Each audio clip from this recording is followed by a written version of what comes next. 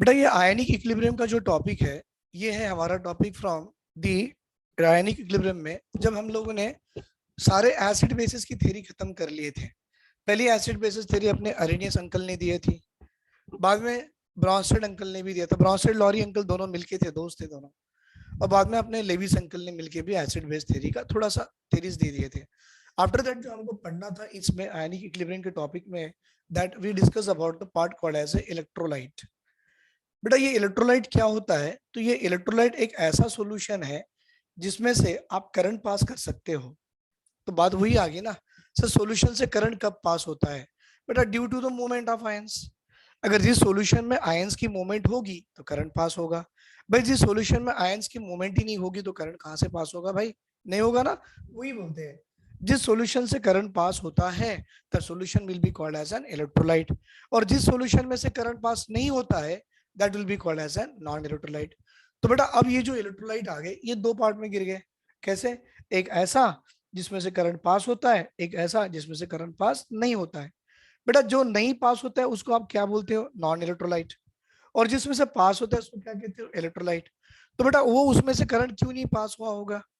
Solution, ऐसा solution जिसमें current pass नहीं हुआ होगा। क्यों नहीं हुआ होगा? तो बेटा इसलिए नहीं हुआ होगा क्योंकि उसमें कोई मोमेंट ऑफ आयंस ही नहीं है। जैसे कि आप शुगर की सॉल्यूशन बना लो भाई, शुगर आपका कोवालेंट है, पानी में डिसॉल्व तो होता, उसके आयंस नहीं मिलते, तो वो आपका नॉन इलेक्ट्रोलाइट आएगा। यूरिया का सॉल्यूशन नॉन इलेक्ट्रोलाइट आएगा। लेकिन नमक का पानी ले लो, पानी में आप NaCl डाल दो, डूब जाएगा Na+Cl-, मतलब मोमेंट ऑफ आयंस आ गई। जहां मोमेंट ऑफ आयंस आ गई वो इलेक्ट्रोलाइट होगा। So what is electrolyte? और electrolyte is solution, solution through which current can pass due to moment of ions. तो बेटा अब इसको ऐसा देखा गया, सर एक सॉल्यूशन ऐसा इसमें बहुत करंट पास कर गया, एक सॉल्यूशन ऐसा इसमें बहुत कम करंट पास कर गया। भाई जिसमें कम करंट पास करेगा सर उसको आप वीक इलेक्ट्रोलाइट कह दो, ठीक है भाई। इसमें बहुत ज्यादा करंट पास कर गया सर इसको आप स्ट्रॉन्ग इलेक्ट्रोलाइट बोल देना, ठीक है भाई। आप जैसा बोलेंगे हम भी वैसा करेंगे। तो सर अब बात आ गई, इसको स्ट्रॉन्ग क्यों बोला, इसको वीक क्यों बोला? तो भाई यहाँ पर बोल रहा हूँ मोमेंट ऑफ आयंस ज्यादा थे। लिखू मैं? ये मैं मेरी मर्जी से लिख रहा हूँ, बुक में लिखा नहीं है। बेटा यहाँ मोमेंट ऑफ आयंस बहुत ज्यादा थे, इतनी ज्यादा मोमेंट ऑफ आयंस उतनी ज्यादा करंट। बेटा यहाँ पर मोमेंट ऑफ आयंस बहुत ही कम थी। सर यहाँ मोमेंट ऑफ आयंस कम क्यों है? क्योंकि आयंस की गर्दी कम है। तो बेटा आयंस की गर्दी कम, मोमेंट कम, इलेक्ट्रोलाइटिक सॉल्यूशन वीक हो गया। यहाँ गर्दी ज्यादा, मोमेंट ज्यादा, स्ट्रॉन्ग इलेक्ट्रोलाइट हो गया। सर ये आयंस की गर्दी होना या आयंस की गर्दी नहीं होना, ये गर्दी मतलब ये क्या है? What does it mean? Number of ions बेटा। मैं वही बात कर रहा हूँ। अगर सीधा बच्चों को बोलूं नंबर ऑफ आयंस समझ में किसी को नहीं आएगा, और बोलूंगा भीड़ ज्यादा है तो नंबर ऑफ आयंस ज्यादा है। नंबर ऑफ आयंस का ज्यादा आना मतलब इस इलेक्ट्रोलाइटिक सॉल्यूशन में इसकी डीओडी की वैल्यू 1 है। सर ये डीओडी क्या है? बेटा किसी कंपाउंड को पानी में डालो तो टूटता है ना, तो अगर किसी स्ट्रॉन्ग इलेक्ट्रोलाइट को पानी में डालो पूरी तरह से टूट जाता है। 100% आयोनाइज, फ्रैक्शन 1, 100% आयोनाइज नहीं हुआ तो भाई वैल्यू ऑफ डीओडी <<1। बेटा ये <<1 भी मालूम अपनी एनसीईआरटी क्या लिखता है? ये अल्फा की वैल्यू, अल्फा की वैल्यू 0.01, सीधा 0.8 0.9 कभी नहीं लिखता, 0.01, ज्यादा से ज्यादा 0.2, उसके आगे ले देते ही नहीं है। मतलब इतना कम वैल्यू होती है। अगर आप एक 100 ग्राम की कंपाउंड डालो, 100 ग्राम के कंपाउंड में 10% 20% नहीं, 1% 2% आयनाइज होता है, मतलब अल्फा की वैल्यू <<1 है। तो बेटा कंपाउंड कम टूटा तो कंपाउंड के आयंस भी कम बने। भाई कंपाउंड के आयंस भी कम बने तो आयंस की गर्दी भी कम होगी, मतलब मोमेंट ऑफ आयंस भी कम हो गया। भाई मोमेंट ऑफ आयंस कम हो गया तो इलेक्ट्रोलाइट आपका क्या हो गया? वीक हो गया। और ये कैसे हो गए? स्ट्रांग हो गए। तो सर क्या आप इसकी छोटी सी एग्जांपल देना चाहोगे? भाई आपके लिए तो सब कुछ कर सकते हैं हम लोग, नहीं करेंगे? करेंगे भाई। देखिए बेटा आपका स्ट्रॉन्ग इलेक्ट्रोलाइट स्ट्रॉन्ग एसिड हो सकता है। हाँ, स्ट्रॉन्ग इलेक्ट्रोलाइट क्या हो सकता है बेटा? आपका एसिड हो सकता है। कौन सा वाला? Sir HCl acid, HBr acid, sir HI acid, मतलब पानी में डालो पूरा टूटेगा, अल्फा वैल्यू इक्वल टू 1 है। सर ये नाइट्रिक वाली एसिड, ये सल्फ्यूरिक वाली एसिड, इनको भी पानी में डालो बेटा, इनकी भी वैल्यू अल्फा इक्वल टू 1 ही आती है। बेटा मालूम सारे एसिड का बाप कौन है? ये है, इसका नाम क्या है? परक्लोरिक एसिड, स्ट्रॉन्गेस्ट एसिड है। कभी एग्जाम में पूछ ले तो मुझे याद कर लेना, बोलना perchloric acid is the strongest acid है। क्यों? आगे पढ़ोगे बेटा ग्रुप में आप। तो ये सबसे स्ट्रॉन्गेस्ट है, सब में ये ज्यादा, पर है तो है। अल्फा की वैल्यू तो पूरी इसकी इक्वल टू 1 ही आने वाली है। क्या बेटा यहाँ तक किसी को डाउट है? चलो ये मैंने कर दिया, स्ट्रॉन्ग एसिड की बात किया। तो सर स्ट्रॉन्ग बेस भी तो होंगे, तो क्यों नहीं होंगे भाई? तो स्ट्रॉन्ग एसिड रखा तो स्ट्रॉन्ग बेस तो होने ही है। बेटा स्ट्रॉन्ग बेस मतलब देखिए कैसे, एग्जांपल ये आ गया NaOH strong base alpha value 1, ये आ गया KOH strong base alpha value 1। याद रखो बेटा, ये रुबिडियम की हाइड्रोक्साइड अल्फा वैल्यू 1। सर ये सीजियम की हाइड्रोक्साइड अल्फा वैल्यू 1। फ्रेंशियम की हाइड्रोक्साइड बनती नहीं है क्योंकि वो रेडियो एक्टिव है। बेटा उनका और एक दोस्त सेकंड ग्रुप का वो आता है, भाई मेरे को भी ले लो साथ में। तो इन लोग बोलते हैं चलो आजा भाई तू भी साथ में आजा, इसको भी साथ में ले लिए। फिर आपको मन में आ रहा है कि सर कैल्शियम हाइड्रोक्साइड भी तो आना चाहिए, वो भी मैग्नीशियम हाइड्रोक्साइड भी आना चाहिए। आना चाहिए मालूम, वो वाले मैं यहाँ लिख दूं बेटा, वो वाले जो होते हैं वो आपके वो आपके वीक बेस में आते हैं। बहुत से बच्चे आज तक नहीं जानते, पर अब मेरी क्लास सुनने के बाद जानना शुरू करो भाई। सेकंड ग्रुप के ये दोनों मैग्नीशियम और कैल्शियम हाइड्रोक्साइड ये वीक बेस में आते हैं, राइट बेटा? और ये देखो बेरियम आपका स्ट्रॉन्ग में पड़ गया। कोई डाउट यहाँ तक? Very good. भाई ये भी आ जाओ, सॉल्ट। आपको मालूम सॉल्ट जो होते हैं ना, सॉल्ट सॉल्ट पूरा weak electrolyte, I mean as a strong electrolyte, क्योंकि वो पूरी तरह से टूट जाता है। जैसे देखो भाई, NaCl salt alpha value 1, KCl salt alpha value 1। याद रखो बहुत काम आएगा, इससे न्यूमेरिकल बनते हैं। बेटा Na2SO4 alpha value 1, sodium carbonate strong, ये भी सॉल्ट है अल्फा वैल्यू 1। बेटा ये सब आपके अल्फा वैल्यू 1 वाले हैं, can act as a strong electrolyte. भाई वीक एसिड पे आ जाओ, ये आपके वीक इलेक्ट्रोलाइट। चलो सर आप बोलते हैं करके लिख के देखेंगे, वीक एसिड। भाई HCN वीक है, एसिटिक एसिड भी वीक है। हाँ वीक है भाई ये, एसिटिक एसिड वीक है।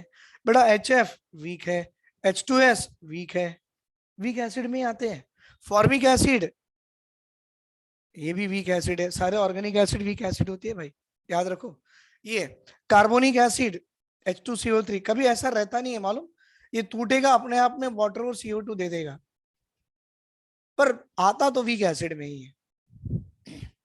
अब वीक बेस में आ जाओ, मैंने बोला ये दोनों रिश्तेदार सेकंड ए ग्रुप के मैग्नीशियम कैल्शियम वीक बेस में आ गए। बेटा ये भी आपका वीक बेस है, कौन सा? NH4OH come under the weak base. ये और ये बहुत मिलेगा आपको, एसिटिक एसिड और ammonium hydroxide, weak acid weak base हर तरफ मिलने वाला है। बेटा जिंक हाइड्रोक्साइड वीक बेस। बेटा FeOH सेकंड ट्वाइस दिख रहा है आपको? देखो बेटा ठीक से दिख रहा है? वेरी गुड, चलो लिख लिए, अच्छी बात है।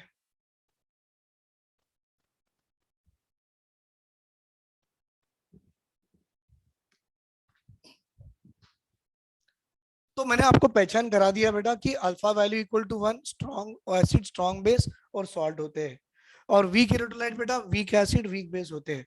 मतलब वीक एसिड और वीक बेस से मिलने वाला सॉल्ट भी होगा ना, तो सारे के सारे सॉल्ट की अल्फा की वैल्यू 1 ही लगा देना, राइट बेटा? लिख लो, मैंने इलेक्ट्रोलाइट की पहचान करा दिया।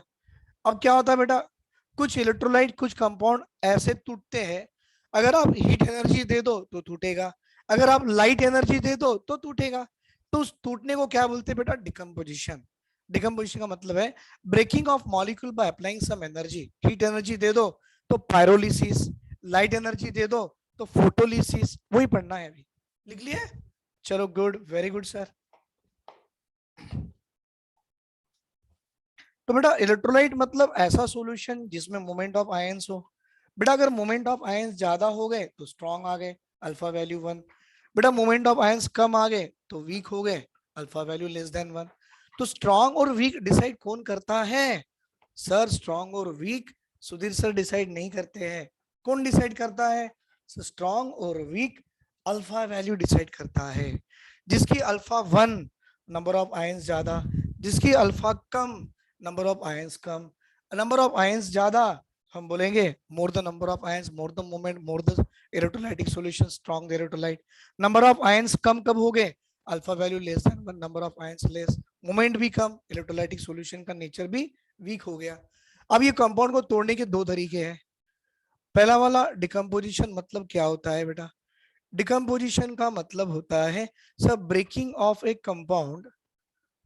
हाँ, अगर आपको कोई कंपाउंड दिया गया है या ब्रेकिंग ऑफ ए मॉलिक्यूल बोलो by applying some energy, breaking off a molecule, breaking off a molecule by bye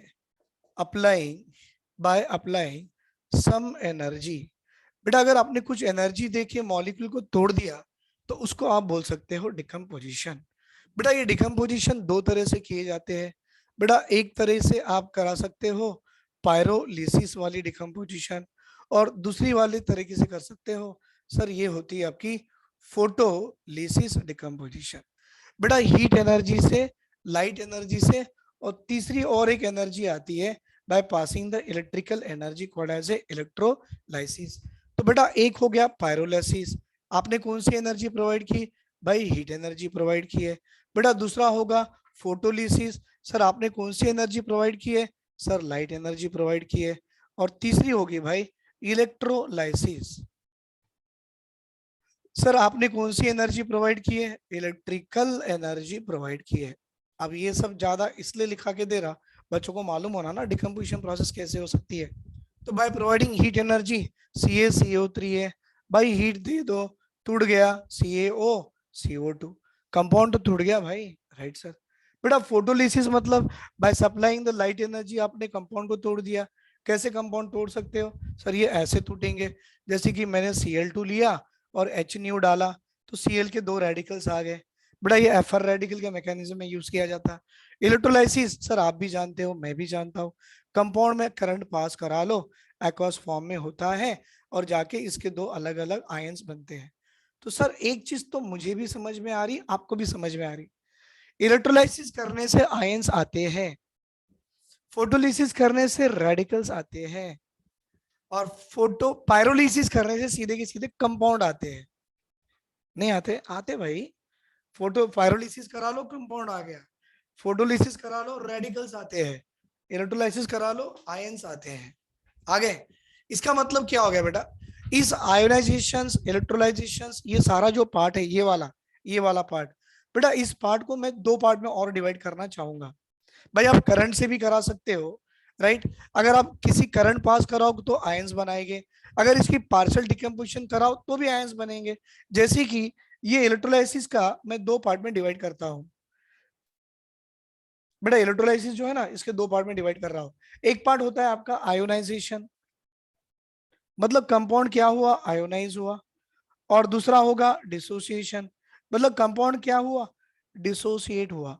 मतलब दोनों में मिलेगा तो आपको आयंस ही बेटा, दोनों में मिलेंगे क्या आपको आयंस। जैसे कि यहाँ देखिए सर ये सॉलिड NaCl है, सॉलिड है बेटा ये, और जैसे ये सॉलिड NaCl को आप किसी पानी में डालते हो, पानी में डालो तो single headed arrow, single headed arrow alpha की वैल्यू 1, अल्फा बी की वैल्यू 1 मतलब Na+ का एक्वास आयन, और बेटा Cl- का भी एक्वास आयन, आयनाइज हो गया। अब डिकम्पोजिशन देखो बेटा, आपको एक कंपाउंड दिया है, ये कैसा है, एक्वास फॉर्म में है, कोई भी कंपाउंड, ठीक है। मैं एक काम कर दूं, compound compound compound compound compound, जो पार्शियल दिखानी है ना बेटा, थोड़ा पार्शियल, सर ये ऐसा है, ये ऐसा है, ये एक्वास में है, बेटा ये आगे भी गया पीछे भी गया, आगे जाना पीछे जाना मतलब अल्फा की वैल्यू लेस देन 1, क्योंकि वीक है बेटा पूरा नहीं टूटता, स्ट्रांग है पूरा टूट गया। अब पूरा नहीं टूटेगा तो क्या देगा, इसका एक नेगेटिव आयन एक्वास, और इसका एक पॉजिटिव आयन, भाई वो भी क्या एक्वास ही है। ये आगे पीछे चल रहा है, ये डिसोसिएट कहते हैं, मतलब पार्शियल है बेटा। ये आयनाइज करती है, पूरा टूट गया आयनाइज, मतलब यहाँ भी आयन मिले यहाँ भी आयन मिले, तो ये दोनों के दोनों अपने इलेक्ट्रोलाइसिस में भी आ सकते हैं, मतलब पार्ट है।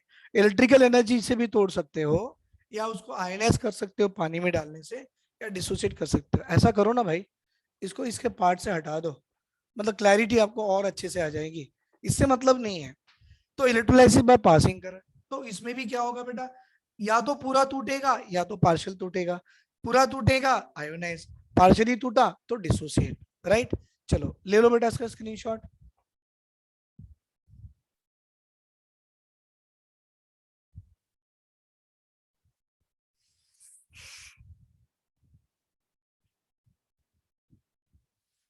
मतलब यहां देखिए बेटा, आपका ये आयंस और अनडिसोसिएटेड मॉलिक्यूल के बीच में इक्विलिब्रियम आ गया। So it is a equilibrium बेटा, it is the equilibrium existed between the ions and undissociated molecule are called as a ionic equilibrium, right, called as a ionic equilibrium। बना लो बेटा। अब जाएंगे अपन alpha की value, that is called as a DOD, degree of dissociation, right बेटा, बता दो।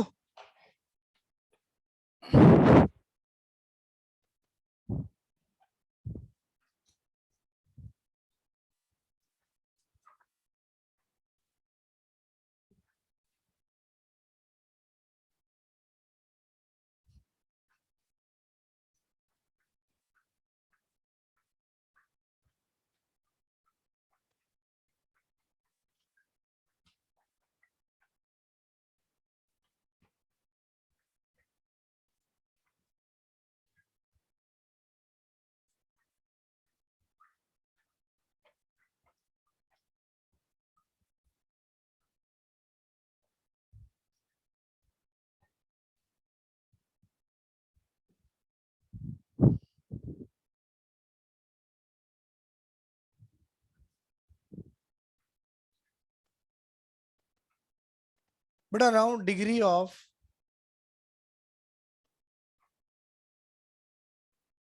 Dissociation,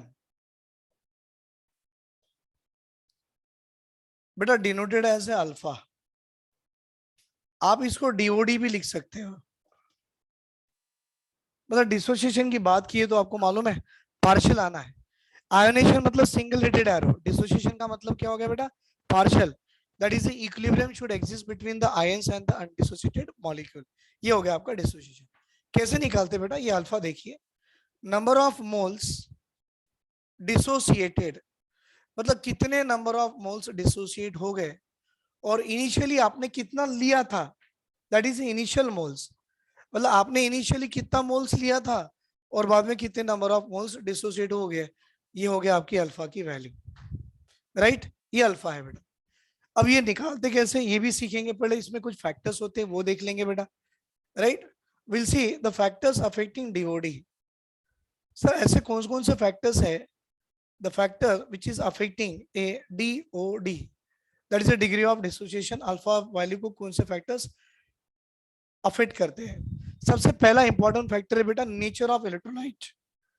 nature of electrolyte सबसे पहला फैक्टर है कि आपका जो इलेक्ट्रोलाइट है भाई उसकी नेचर क्या है। दूसरा फैक्टर है बेटा नेचर ऑफ सॉल्वेंट। बेटा आपने जो सॉल्वेंट यूज किया हुआ है उस सॉल्वेंट की भी नेचर क्या है। अब आप नेचर ऑफ इलेक्ट्रोलाइट की अगर बात करते हो तो इलेक्ट्रोलाइट आपके दो है। कौन से दो है सर, आपके पास में स्ट्रॉन्ग इलेक्ट्रोलाइट भी है और आपके पास में वीक इलेक्ट्रोलाइट भी है। बेटा अगर स्ट्रॉन्ग इलेक्ट्रोलाइट हो तो वो कैसा होगा, वीक से कैसा होगा। ऑब्वियसली स्ट्रॉन्ग इलेक्ट्रोलाइट हो तो DOD बढ़ाएगा, वीक हो तो DOD कम कराएगा। बेटा DOD का बढ़ना मतलब अल्फा की वैल्यू 1, बेटा DOD का कम होना मतलब अल्फा की वैल्यू लेस देन 1। आ गया ना फैक्टर्स अफेक्टिंग द DOD। दूसरा नेचर ऑफ इलेक्ट्रोलाइट या नेचर ऑफ द सॉल्वेंट कैसे हो। बेटा जितनी ज्यादा डाइलेक्ट्रिक कांस्टेंट अपने सॉल्वेंट की होगी, बेटा हर सॉल्वेंट को कुछ डाइलेक्ट्रिक कांस्टेंट होती है। बेटा डाइलेक्ट्रिक कांस्टेंट ऑफ सॉल्वेंट जितनी ज्यादा हो उतना डिग्री ऑफ डिसोसिएशन ज्यादा होगा। Got the point. Dielectric constant of solvent should be greater directly proportional to DOD। इसका मतलब ऐसा कौन सा सॉल्वेंट है भाई, ये वाटर एक ऐसा सॉल्वेंट है जिसकी डाई इलेक्ट्रिक कांस्टेंट की वैल्यू अगर आप देखो तो ये सबसे ज्यादा है। कितनी है 81। आप अल्कोहल की बात करो, मिथाइल वाली की, बेटा इसकी वैल्यू कितनी है 32। मतलब अपना कंपाउंड किस में ज्यादा टूटेगा, वाटर में ज्यादा टूटेगा, क्योंकि इसकी डायरेक्ट्रिक कांस्टेंट सबसे ज्यादा है। वैसे एसीटोन की बात करो, ये भी non polar, it is A polar aprotic solvent आता है, इसकी वैल्यू बहुत कम है। इसका मतलब आप वाटर के अंदर में कोई भी सॉल्वेंट को डिसॉल्व कीजिए बेटा, उसकी डीओडी की वैल्यू सबसे ज्यादा होती है। Is it clear? चलो लिख लो बेटा ये वाला, nature of solvent is another factor which can affect, right. अब आएगा बेटा अपने पास dilution, temperature, common and effect भी फैक्टर्स आते हैं। थर्ड फैक्टर है बेटा हमारा डाइल्यूशन, फोर्थ फैक्टर है अपना टेम्परेचर, एंड फिफ्थ फैक्टर है अपना that is the common ion affect. तो मैं चाहूंगा पहले ये दोनों का आप स्क्रीनशॉट ले लो, 3, 4, 5 मैं आपको फिर बताऊंगा। पहले आप यहां तक तो कर लीजिए, please do up to here बेटा। चलो हो गया। अब देखेंगे बेटा डाइल्यूशन क्या है। हो गया, देखिए द फैक्टर नंबर 3 बेटा, what is the factor number 3 by dilutions? Sir dilution is the another factor which can affect the DOD. कैसे? सुनो, डाइल्यूशन का मतलब पानी मिलाना, जैसे दूध में पानी मिला के मिलाते हैं, डाइल्यूशन। जैसे कि भाई जैसे जैसे डाइल्यूशन बढ़ेगा, जैसे जैसे डाइल्यूशन बढ़ेगा आपकी अल्फा की वैल्यू भी बढ़ेगी। हाँ, ओसवाल अंकल का लॉ है, ओसवाल अंकल का डाइल्यूशन लॉ, जितना पानी डालते जाओ उतने आयंस टूटते जाएंगे वीक इलेक्ट्रोलाइट के, राइट। इसका मतलब ये नहीं होगा क्या सर, अगर मैं डाइल्यूशन इतना कर दूं, इतना कर दूं, इतना कर दूं कि वो सीधा का सीधा इनफाइनाइट डाइल्यूशन हो जाए, तो बेटा उस वीक इलेक्ट्रोलाइट की मेरी अल्फा की वैल्यू अप्रोक्सीमेटली 1 हो जाएगी। इक्वल टू 1 नहीं होता। अगर वो इक्वल टू 1 हो जाए तो स्ट्रॉन्ग इलेक्ट्रोलाइट होता है, कभी भी वीक इलेक्ट्रोलाइट स्ट्रॉन्ग नहीं हो सकता है। Nearly goes to 1 but never be 1। इसलिए मैंने क्या लिखा भाई, अप्रोक्सीमेटली इक्वल टू 1। कोई शक सर इसमें? नॉट इक्वल टू 1 भाई, it is a approximately equal to 1। ऐसे करो ना भाई, ऐसे कर दो। किसके लिए? डाइल्यूशन के लिए।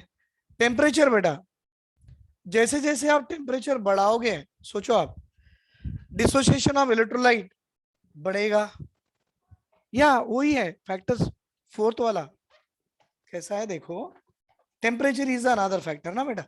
अब आप ही सोचो, अगर आप टेम्परेचर बढ़ाओगे, प्रोसेस आपकी एंडोथर्मी की है, और अपने लीचार्टर अंकल ने बोला था सारे endothermic reaction must occur at high temperature. अब बताओ, आप ही बताना बेटा, जो इलेक्ट्रोलाइट को आप तोड़ रहे हो, डिसोसिएट करा रहे हो, तो डिसोसिएशन ऑफ इलेक्ट्रोलाइट आपके हिसाब से कैसा है? तो आपने बोलना dissociation of electrolyte is an endothermic process. अरे वाह। और बेटा आपके, हमारे सबके चाहते अंकल है, इनका नाम है ली चार्टलियर अंकल। बेटा ये ली चार्टलियर अंकल का एक प्रिंसिपल था, क्या था, कि सारे सारे एंडोथर्मिक प्रोसेस, बेटा all endothermic process must occur at high temperature. मतलब टेम्परेचर बढ़ाओ, अल्फा की वैल्यू भी बढ़ेगी। As a temperature increases, alpha value increases, मतलब डीओडी भी बढ़ रहा है। It is another factor which can affect DOD, right. बेटा हम एक काम करेंगे, common and affect will try to learn in our next class, right. Thank you बेटा, थैंक यू वेरी मच।